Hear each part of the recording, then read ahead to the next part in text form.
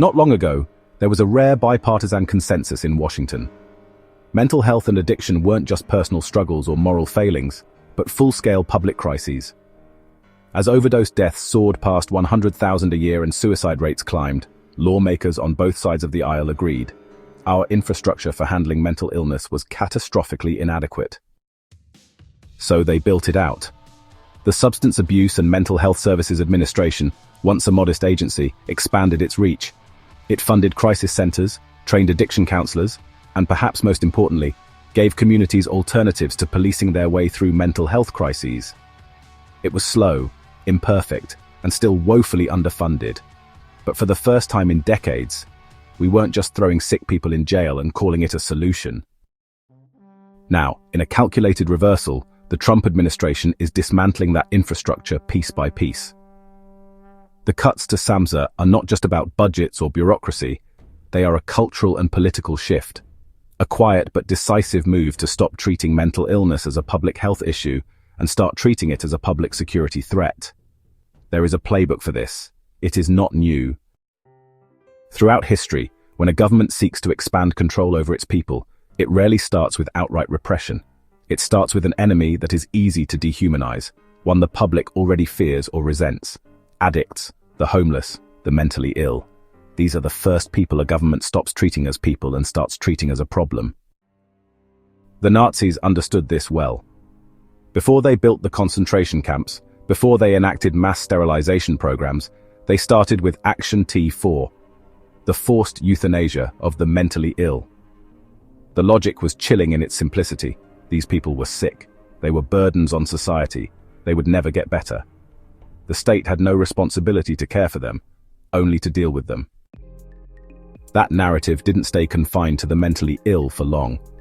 Once the public accepted the premise that some lives were worth less than others, the state had permission to expand its definition of the unworthy. First, it was those with severe disabilities, then the social, then the political dissidents. The pattern repeats itself time and again. The Soviets institutionalized dissenters as mentally ill to justify their imprisonment. The Chinese government today labels activists as psychologically unstable to detain them indefinitely. Once you establish that mental illness is a threat to public order, you can call almost anyone mentally ill. Now look at what's happening here.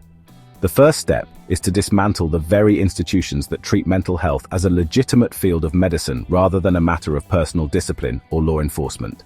Cut funding, close offices, remove the professionals who might push back. Ensure that when the next crisis hits, when more people break under the weight of addiction, poverty, and despair, the only system left to deal with them is the criminal one. Because here's the truth. When you take away treatment, what remains is punishment. If these cuts were purely about money, the numbers wouldn't add up. Slashing SAMHSA does not save taxpayer dollars in any meaningful way. It simply shifts the costs elsewhere, to emergency rooms, to prisons, to police forces overwhelmed with handling people. They are neither trained nor equipped to help. It is a deliberate policy choice to remove social safety nets and replace them with the boot of the state. And once the public has been trained to see the mentally ill as inherently dangerous, it's only a matter of time before that category expands. Today, it's the addicts. Tomorrow, it's the ones who refuse state-mandated treatment. After that, it's anyone whose behavior is inconvenient to those in power. How long before mental instability becomes an excuse to monitor journalists, suppress protests, or detain activists? The legal and rhetorical groundwork is already being laid.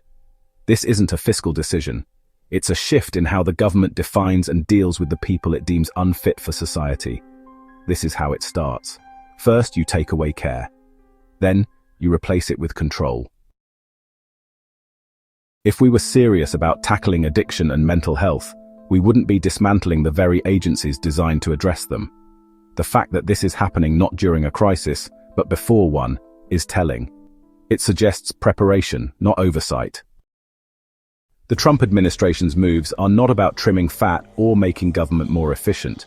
They are a preemptive reshaping of how we think about mental health, among many other moral norms, pushing us toward a model where the only acceptable response to suffering is force. This is not a mistake. This is not about waste. This is the beginning of something much worse. And once it's in motion, history tells us it does not stop.